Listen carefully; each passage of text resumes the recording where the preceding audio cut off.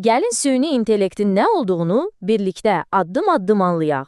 Yaxşı, gəlin baxaq. Bugün nələrdən danışacağıq? Əsaslardan başlayıb işin dərinliyinə gedəcəyik. Deməli, qısacası, C insan kimi düşünüb qərar verə bilən sistemlər deməkdir. Bu texnologiya heç də yeni deyil. Onun təməli hələ 10 illər əvvəl qoyulub. Gördüyünüz kimi, süni intellekt tək bir şey deyil, bir çox fərqli sahəni əhatə edir. Bəs bu sistemlər necə ağıllı olur? Cavab məhz maşın öyrənməsindədir. Yəni, sistemi proqramlaşdırmaq əvəzinə ona məlumatlardan öyrənməyi öyrədirik. Bu qədər sadə. Bir maşının öyrənmə prosesi isə əsasən iki fərqli üsulla baş verir. Əsas fərq məlumatların etiketli olub olmamasındadır.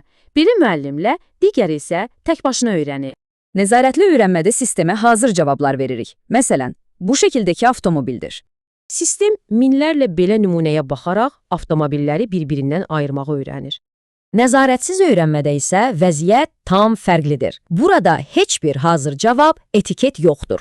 Alqoritm məlumatları özü analiz edir və oxşarlıqlara görə qruplara ayırır.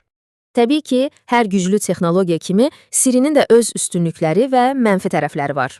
Məsələn, işləri sürətləndirsə də, bəzi peşələrin avtomatlaşdırılması riskini də yaradır. Yekunlaşdırsaq, C-nin əsas gücü öyrənmək, analiz etmək və qərar verməkdir. Bəs, C-nin bu öyrənmə qabiliyyəti bizi gələcəkdə hara aparacaq? Bax, əsas sual budur.